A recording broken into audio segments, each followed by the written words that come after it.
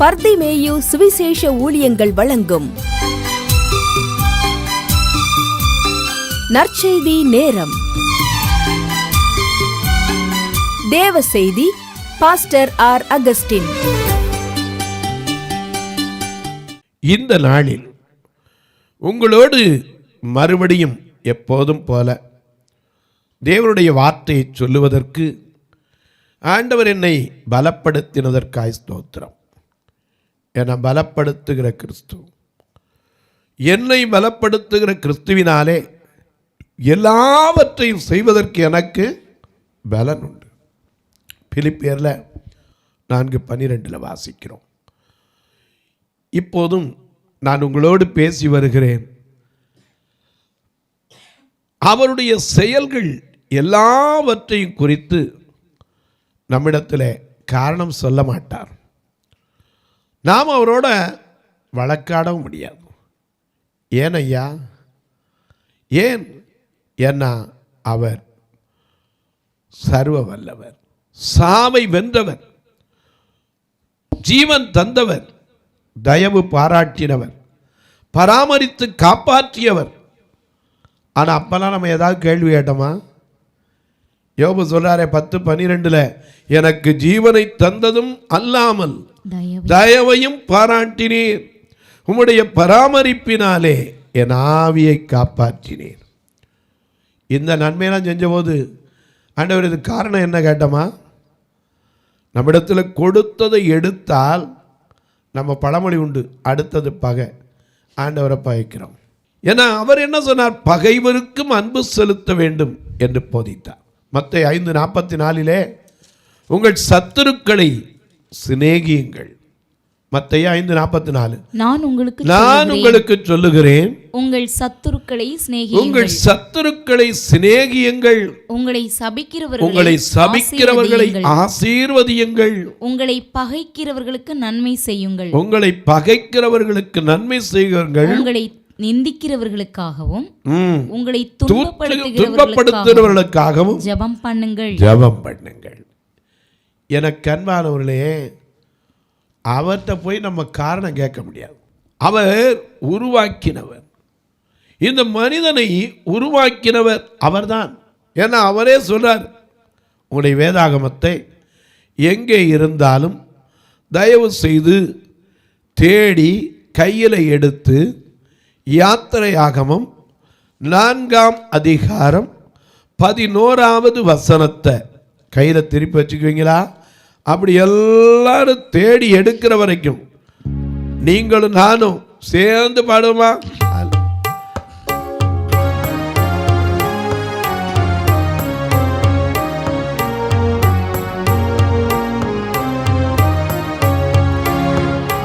உம்மை நோக்கி பார்க்கின்றேன், உம்மை நினைத்து துதிக்கின்றேன். உம்மை நோக்கி பார்க்கின்றேன், உம்மை நினைத்து துதிக்கின்றேன். ஏசப்பா ஸ்தோத்திரம், ஏசப்பா ஸ்தோத்திரம், ஏசப்பா ஸ்தோத்திரம், ஏசப்பா ஸ்தோத்திரம், ஏசப்பா ஸ்தோத்திரம், ஏசப்பா ஸ்தோத்திரம். உம்மை நோக்கி பார்க்கின்றேன், உம்மை நிலைத்து துதிக்கின்றேன். உம்மை நோக்கி பார்க்கின்றேன், உம்மை நிலைத்து துதிக்கின்றேன். ஏசப்பா ஸ்தோத்திரம், ஏசப்பா ஸ்தோத்திரம், ஏசப்பா ஸ்தோத்திரம், ஏசப்பா ஸ்தோத்திரம். எல்லாம் எடுத்திருப்பீங்க.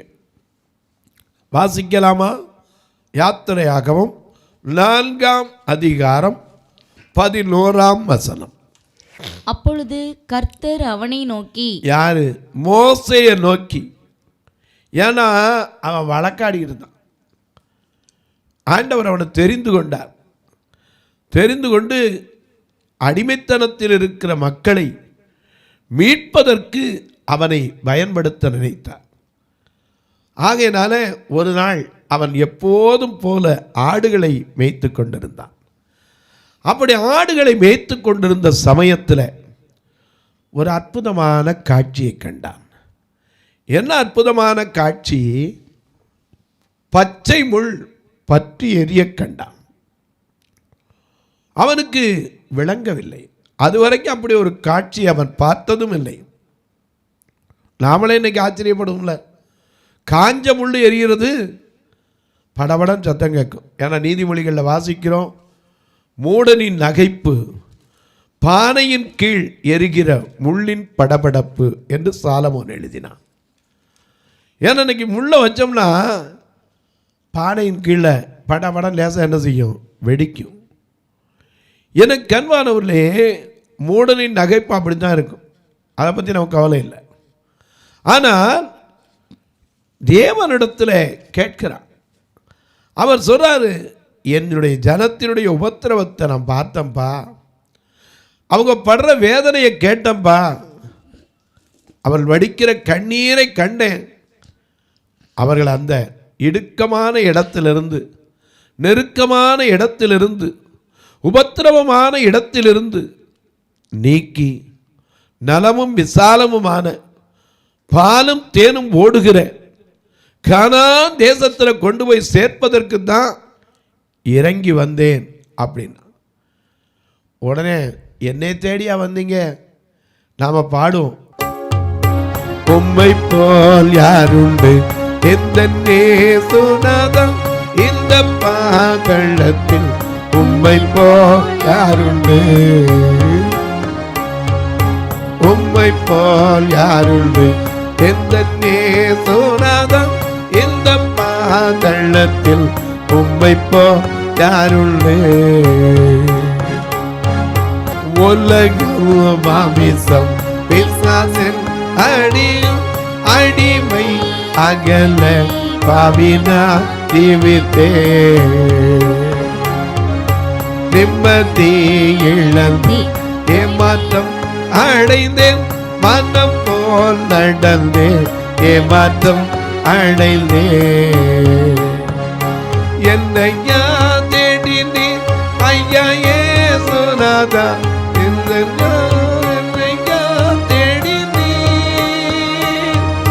என்னையா தேடினீர். உன்னை என்னை தான் தேடுறாரு. எதுக்கு தேடுறாரு? ஒன்றுக்கு உதவாத பாத்திரத்தை பயன்படுத்த.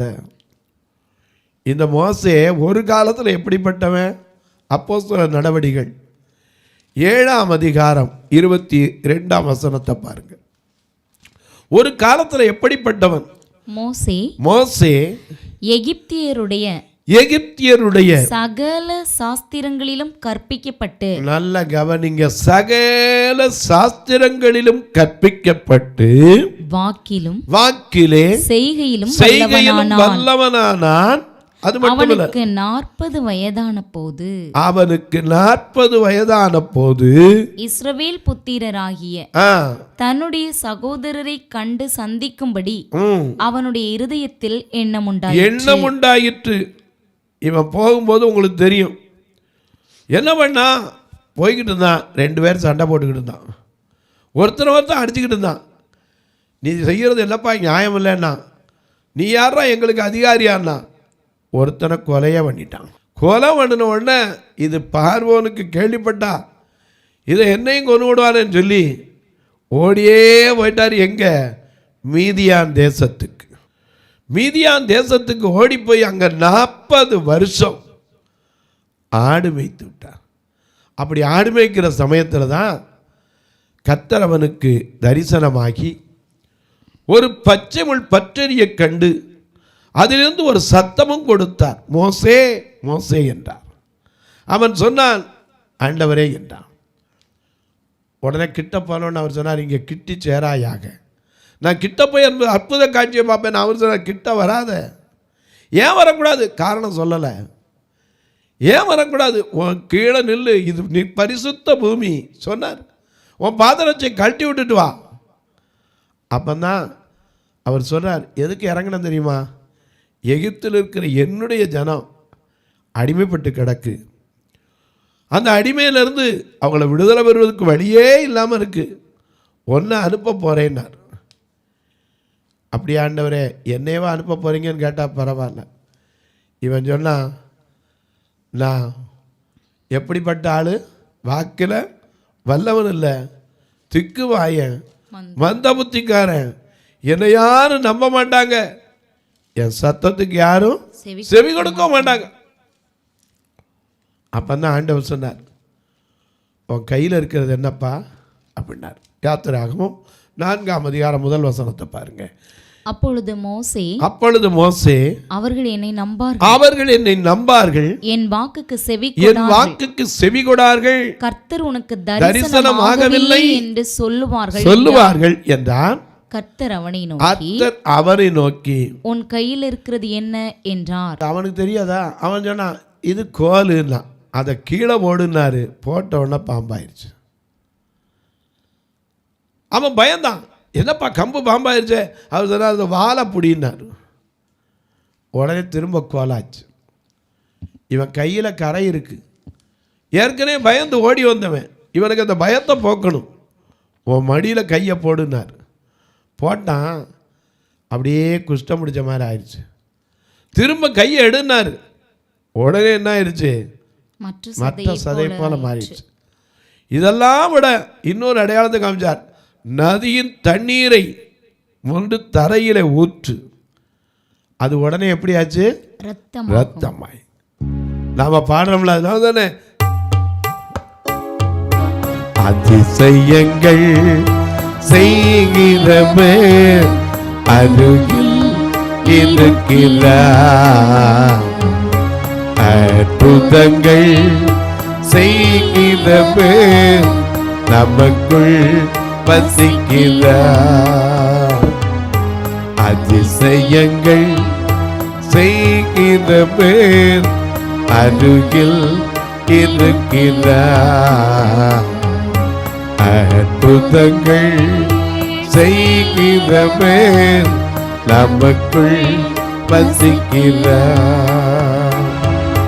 தண்ணீரை ரத்தமா மாற்றினார் அதிசயம், தண்ணீரை ரத்தமா மாற்றினார் அதிசயம், மேலும் தண்ணீரை ராஜரசமாய் மாற்றினார் அதிசயம், மேலும் தண்ணீரை ராஜரசமாய் மாற்றினார் அதிசயம், அதிசயங்கள் செய்கிறவே அருகில் இருக்கிறார், அற்புதங்கள் செய்கிறவே நமக்குள் வசிக்கிறார். அவனுக்கு தெரியாது அதிசயங்கள் செய்கிற தேவன். ஏன்னா வாக்கு பண்ணினார். என்ன வாக்கு பண்ணினார்? மீகா 7:15 பார்க்கிறோம். நீ எகிப்து தேசத்திலிருந்து புறப்பட்ட நாளில் நடந்தது போலவே உன்னை அதிசயங்களை காண பண்ணுவேன். ஆமென். ஏன்னா அவருக்கு பேரே என்னது? அதிசயம். நியாயாதிபதிகள்ல பார்க்கிறோம், மனோபாவின் குடும்பம் கேட்கிறார், ஐயா நாங்க ஒரு குழந்தை பெற்று சந்தோஷமா வாழ்றேன்னு சொன்னீங்களே, நாங்க மலடியா இருந்து பிள்ளை பெறும்போது உங்களை நினைக்கிறதுக்கு உங்களுடைய நாமம் என்ன அப்படின்னார். அவர் சொன்னார், என் நாமம் என்னவென்று கேட்பானேன், அது அதிசயம். ஏசாயா சொல்லுகிறார், அவர் அதிசயமானவர். எனக்கு அன்பானவர்களே, அநேக நேரங்களில் நமக்கு விளங்குறதில்லை.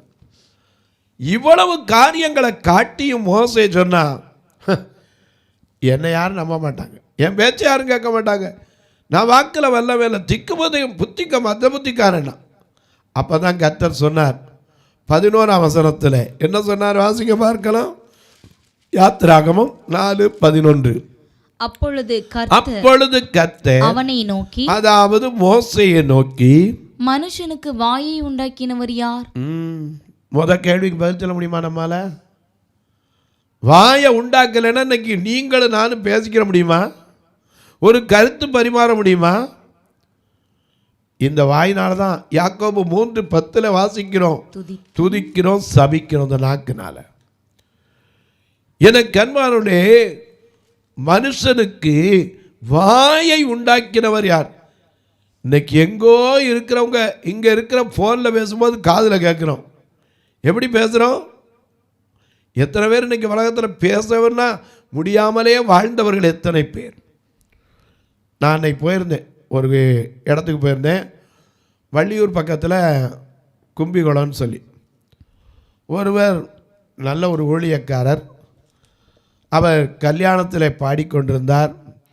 பாடிக்கொண்டிருந்தவருக்கு திடீர்னு ப்ரெஷர் அதிகரித்தது. மேலேருந்து கீழே வந்து உட்கார்ந்தார். அவர் உயிர் நீத்தார். அப்படி உயிர் நீத்த போது எல்லாரும் ஐயோ நல்ல மனுஷன் நல்ல மனுஷன் ஏன் எடுத்துக்கிட்டார் அவர் காரணம் சொல்லுவாராங்க? அவர் அப்படி செயல்களை குறித்து யார்ட்டையாவது சொல்லுவாரா? சொல்லவே மாட்டார். மோசே கேட்குறான், என்னை நம்ப மாட்டாங்க, என்னை நம்புவாங்க கிடையாது, என்னைய போய் நம்புவாங்க. அவர் சொன்னார், ஒரே ஒரு காரணம் தான் சொன்னேன், நீ தெரிஞ்சுக்கோ, மனுஷனுக்கு வாயை உண்டாக்கினவர் யார்?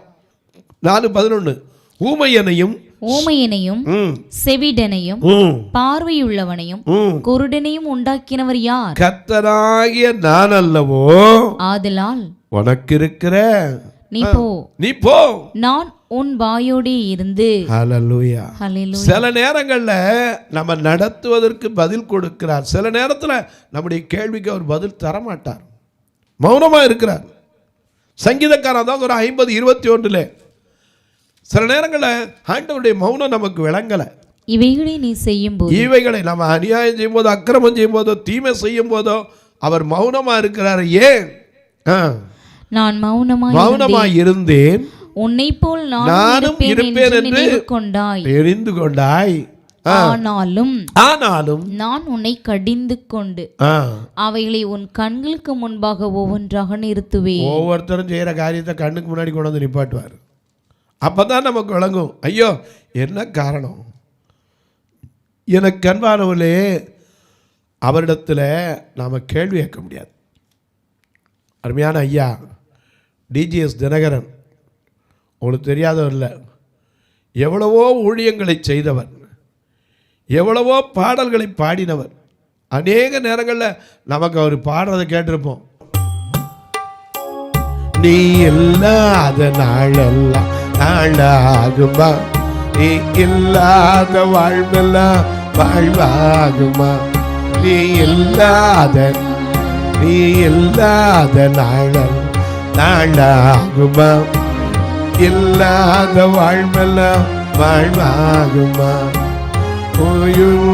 ஊற்றே நீதானே, உள்ளத்தின் மொழியே நீதானே, உயிரில் ஊற்றே நீதானே, உள்ளத்தின் மொழியே நீதானே, எனது ஏக்கமும் நீதானே, எனது ஆசையும் நீதானே, நீ இல்லாத நாளாகுமா, நீ இல்லாத வாழ்வெல்லாம் வாழ்வாகுமா, நீ இல்லாத நாளாகுமா, நீ இல்லாத வாழ்வெல்லாம் வாழ்வாகுமா.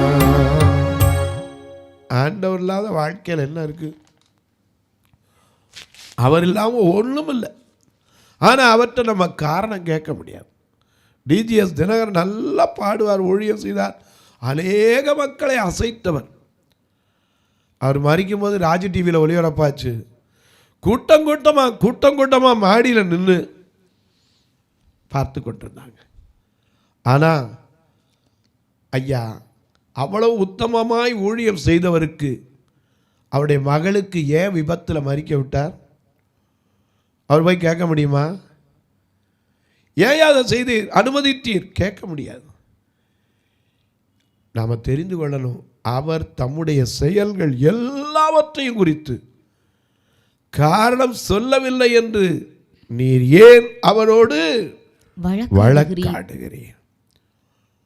ஏன் வழக்காடுறேன்னு கேட்டு அடுத்து ஒரு வார்த்தையும் சொல்றார் 14ஆம் வசனத்தில். தேவன் ஒரு விசை, யோபு 33:14, தேவன் ஒரு விசை சொல்லிய காரியத்தை இரண்டாம் விசை பார்த்து திருத்துகிறவர் அல்லவே. ஒரு தடவை சொல்லிட்டார். என்ன சொன்னார்? பிறக்க ஒரு காலம் உண்டு, இறக்க ஒரு காலம். அவ்வளவுதான். நிச்சயமா எல்லா மனுஷனுக்கும், எந்த மனுஷனும் ஒரு நாள் என்ன செய்யணும்? ஆகணும் ஆகணும் ஆகணும். ஒரு சின்ன காரியத்தை உங்களுக்கு ஒரு ஜோக்கா ஒருத்தர் கதை சொன்னார். ஒரு முதலாளி இருந்தார், அவருக்கு ஒரு வேலைக்காரன் தான். இந்த வேலைக்காரன் ஒரு நாள் தன் எஜமானுடைய வீட்டுக்கு காய்கறி வாங்குவதற்காக போனார். கையில் கூடையோடு போனான். அங்கே போனோன்னே வெண்டைக்காய், கத்திரிக்காய், பல காய்களை வாங்கினான்.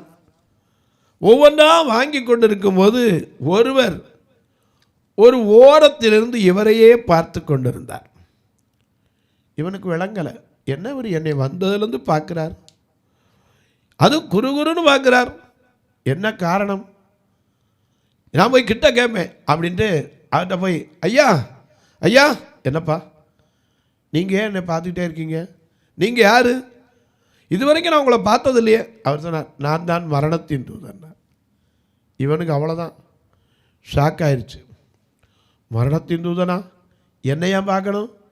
எதுக்கு இப்போ பார்க்குறீங்க? இல்லைப்பா, பார்க்கணும்னு தோணுச்சு, உன்னை பார்த்தேன், அவ்வளோதான். இவன் கூடையும் விட்டான், காய்கறி வாங்குறதையும் விட்டுட்டான். நேராக எங்கே போயிட்டான்? எஜமான் வீட்டுக்கு போயிட்டான். போய் சொன்னான், ஐயா எனக்கு ஒரு 3 நாள் லீவு கொடுங்க ஐயா. என்னப்பா லீவு? ஒன்றும் இல்லை, காய்கறி பார்க்க போன இடத்துல ஒருத்தர் என்னை குறுகுறுன்னு பார்த்தாரு. கிட்ட போய் கேட்டேன், மரணத்தின் தூதன்னாரியா? அவர் சொன்னதுலேருந்து எனக்கு பயமாக இருக்குது, ஒரு 3 நாள் மட்டும் தயவு செய்து லீவு கொடுங்க. அவர் சார் போயிட்டு வந்துட்டார். போயிட்டு வான்னு சொல்லிட்டு கேட்டார், எங்கடா காயங்க? இந்த பயத்தில் அதையும் விட்டுட்டு வந்துட்டேன் என் கூடையோட, நீங்கள் தயவுசெய்து போய் எடுத்துக்கோங்க, அந்த இடத்துக்கு நான் போக மாட்டேன்னார். சரின்னுட்டு இந்த முதலாளி போய் அந்த வீட்டுக்கு காய்கறி கூட எடுக்க போனார். அங்கே அதே இடத்துல ஒருத்தர் உட்காந்துருந்தா இவன் சொன்ன மாதிரி. அவர்கிட்ட போய் கேட்டார், என்ன என் காலை நீங்கள் ரொம்ப பயமுடுத்திட்டீங்க போல அப்படின்னாரு. இல்லையா, ஒன்றும் இல்லை, அவரை பார்த்தேன், அவ்வளோதான், வேற ஒன்றும் இல்லை. யாருன்னு கேட்டார், சொன்னேன், இவ்வளோதான்னாரு. நீங்கள் சொல்லிட்டீங்க. எங்கள் ஆள் இப்போ எங்கே போயிட்டு இருக்காரு தெரியுமா? நேரம் மதுரைக்கு போகிறார் அப்படின்னார். இவர் சொன்னார், கரெக்டு தான், இன்றைக்கி அவருக்கு அப்பாயின்மெண்ட் ராத்திரி 10 மணிக்கு மதுரையில் இருக்குன்னார். நான் சொன்னது உங்களுக்கு விளங்கியிருக்குன்னு நினைக்கிறேன். எங்கே ஓடினாலும் ஓட முடியுமா? அதனால தான் நம்ம பாடுறோம், உம்மை விட்டு எங்கே ஓடுவேன், எங்கே ஓடுவேன்? பந்தய சாலையில் ஓடுகிறவர் எல்லாரும் ஓடுகிறார்கள், ஆனால் பெற்றுக்கொள்வது யாரு? எனக்கு அன்பானவர்களே, அவர் தம்முடைய செயல்கள் எல்லாவற்றையும் குறித்து காரணம் சொல்ல மாட்டார். நம்ம வழக்காடக்கூடாது. ஏன்னா ஒரு தடவை சொல்லிட்டார், பிறக்க ஒரு காலம், இறக்க ஒரு காலம். மனிதனுக்கு நியமிக்கப்பட்டது அதுதான். அது மட்டும் இல்லை, அந்த பிரசங்கி சொல்லும்போது 28 காலங்களை ஏறக்குறைய சொல்லுகிறான். பிறக்க ஒரு காலம், இறக்க ஒரு காலம், அப்படி தொடர்ந்து பாருங்க. பிறக்க ஒரு காலம் உண்டு, இறக்க ஒரு காலம் உண்டு அப்படின்னு சொல்லிட்டு நிப்பாட்டல. நட ஒரு காலம் உண்டு, நட்டதை பிடுங்க ஒரு காலம் உண்டு. இன்னைக்கு விவசாயியா இருந்தீங்கன்னா நட்டுட்டு அப்படியே இருப்பீங்க. ஒரு நாள் விளைஞ்சு பயிர் என்ன செய்யும்? அப்படியே அந்த நாணி தலை குனிந்தது போல கதிர்கள் நிற்கும். அப்படி நிற்கும் போது அந்த நட்டதை பிடுங்க ஒரு காலம் உண்டு, கொல்ல ஒரு காலம் உண்டு, குணமாக்க ஒரு காலம் உண்டு, இடிக்க ஒரு காலம் உண்டு, கட்ட ஒரு காலம். ஏன்னா கொல்ல ஆண்டவர் கொல்லுவாரான்னு கேட்பீங்க. இல்லைங்க, இன்னைக்கு சொல்றாங்கல்ல, நம்முடைய தேசப்பிதா மகாத்மா காந்தி சொன்னார், கன்றுக்குட்டி துன்புறுவதை காண சகிக்காமல் அவரே சொன்னார், அதை கொண்டு விடுங்கப்பான்னாராம். கொல்ல ஒரு காலம் உண்டு, குணமாக்க ஒரு காலம் உண்டு, தேட ஒரு காலம், இழக்க ஒரு காலம், அழ ஒரு காலம், நகைக்க ஒரு காலம். எப்படியோ உட்காந்து படித்து பாருங்க. 11ஆம் வசனம் எல்லாருக்கும் தெரிஞ்சது. அவர் சகலத்தையும் அதினதின் காலத்தில் நேர்த்தியாக செய்திருக்கிறார். தொலைக்காட்சியில் பார்க்கிற என் அன்பு மக்களே, இந்த நிகழ்ச்சியை நாள்தோறும் பார்க்குறீங்க, கேட்குறீங்க, பரவசம் அடைகிறீங்க. வெரி குட், நல்லது. கேட்பதோடு இருக்காமல் ஒரு வார்த்தை எங்களுடைய பார்வையற்ற மக்கள் சபைக்காக ஜெபிக்கிறீங்களா? ஏன்னா இன்றைக்கி உலகத்தில் கண்ணு போயிடுச்சுன்னா ஒன்றுமே இல்லை. அந்த மக்களுக்கும் ஏதாயிலும் நன்மை செய்யக்கூடுமோ, அதற்காகத்தான் இந்த உன்னதமான ஊழியத்தை கர்த்தர் கொடுத்தார். இதில் வரதை வச்சு அவங்களுக்கு ஒரு நேரம் ஞாயிற்றுக்கிழமை வர சாப்பாடு கொடுத்து அனுப்புவோம். சில நேரம் அவங்களுக்கு கண்ணு போகல உதவுகிற ஊன்றுகோலை கொடுப்போம். சில நேரம் இன்றைக்கு ஒருவருமே இல்லாமல் இருக்கிற வயது முதிர்ந்த பார்வையற்றவங்களுக்கு உடைகளை, உணவு கொடுப்பதற்கு ஐயா வைத்திருக்கிறோம். எங்கள் இடத்துல வந்தீங்கன்னா எப்போவுமே ஆட்கள் இருப்பாங்க. திருநெல்வேலிக்கெலாம் வந்து பாருங்கள், உள்ளே தங்கி இருக்கிறாங்க. இடம்தான் பத்தாமல் இருக்குது. இன்னும் சில அறைகள் கட்ட ஆசைதான், கட்ட தரணும். அதுக்காக ஜெபம் பண்ணுங்க. இந்த தொலைக்காட்சி ஊழியம் தொடர்ந்து வரணும், அதற்கு தேவைகள் சந்திக்கப்படணும், ஜெபம் பண்ணுங்க. மதுரையிலும் ஒரு சபை இருக்கிறது. திருநெல்வேலியில் கூட இப்போ சன்சைடெல்லாம் உடஞ்சி 31 சன்சைடுகள் அதை போட்டோம். அதை மீண்டும் பெயிண்டிங் பண்ணணும். இப்படிப்பட்ட பல காரியங்கள் உண்டு. கர்த்தர் உங்களை ஏவினால் கட்டாயம் அல்ல, விசலமாய் அல்ல, தாங்கலாம். எப்படி? இங்கே 2 நம்பர் வந்துக்கிட்டு இருக்கும். இதில் நீங்கள் தாராளமாக ஜிபே, ஃபோன்பே உண்டு. அது மட்டும் இல்லை, என்னிடத்தில் கேட்டால் உங்களுக்கு சொல்லுவேன், நீங்கள் தொடர்பு கொள்ளலாம். உங்கள் ஜெபக்காரி எது இருந்தாலும் காலை 10 மணிக்கு மேலே எப்போதும் போல நானும் உங்களுக்காக ஜெபிப்பேன். நீங்கள் அந்த ஒருமனப்பட்ட ஆவியோடு ஜெபித்தால் நிச்சயமாக உங்கள் கண்ணீர் மாறும், கவலை மாறும், வேதனை மறையும், விடுதலை தரும். இப்போ உங்களுக்காக ஜெபிக்கட்டுமா? நல்ல பிதாவே, நன்றியோடு துதிக்கிறோம் சுவாமி. நல்லவரே, வல்லவரே, வார்த்தையில் உண்மையுள்ளவரே, வழிகாட்டும் நல்ல துணையாளரே, வரங்களை அள்ளித்தருகிறவரே, இடத்துல நாங்கள் கேள்வி கேட்க முடியாதையா. நாங்கள் ஆறுதல் படுத்துகிறதுக்கு உம்முடைய வார்த்தைகளை வைத்திருக்கிறேன். அதனால எங்களை ஆறுதல் படுத்துகிறேன். இயேசுவின் நாமத்தில் ஜெபிக்கிறேன் நல்ல பிதாவே, ஆமென். சபை ஆராதனை ஞாயிறு காலை 10 மணி முதல் 12 மணி வரை. இடம் பர்திமேயு சுவிசேஷ ஆலயம், அன்னை சத்யா நகர், இளமனூர் அஞ்சல், சக்கிமங்கலம் வழி, மதுரை மாவட்டம். பின்கோட் 625201 மற்றும் பர்திமேயு சுவிசேஷ ஜெப வீடு, plot number 107, Eden garden, Muthur, Tirunelveli. Pin code 627011. சிறப்பு உபவாச கூட்டம் ஒவ்வொரு மாதமும் 2வது சனிக்கிழமை காலை 10 மணி முதல் 1 மணி வரை நாகர்கோவில் YMCA ஹாலில் வைத்து நடைபெறுகிறது. மற்றும் ஒவ்வொரு மாதமும் 4வது சனிக்கிழமை காலை 10 மணி முதல் 1 மணி வரை திருநெல்வேலி புதிய பேருந்து நிலையம் அருகில் உள்ள கிரேஸ் ஹாலில் வைத்து நடைபெறுகிறது. எங்கள் எல்லா ஆராதனைகளிலும் கலந்து கொண்டு தேவனை மகிமைப்படுத்த அன்பாய் அழைக்கிறோம். உங்கள் உதாரத்துவமான காணிக்கைகளினால் இவ்வூழியத்தை தாங்க விரும்பினால் R Augustine, account number 5021364331, IFSC code IDIB 000B066, Indian bank, BP Kulam, Madurai. GPay number 9842181917, BGM ministries மற்றும் 9442559772, பிளைண்ட் மினிஸ்ட்ரீஸ் அகஸ்டின். உங்கள் தொடர்புக்கு பாஸ்டர் ஆர் அகஸ்டின், பர்திமேயு சுவிசேஷ ஊழியங்கள், நாகமலை, புதுக்கோட்டை, மதுரை 625019. தொலைபேசி எண்கள் 9842181917 மற்றும் 9442559772. கர்த்தர் தாமே உங்களை ஆசீர்வதிப்பாராக.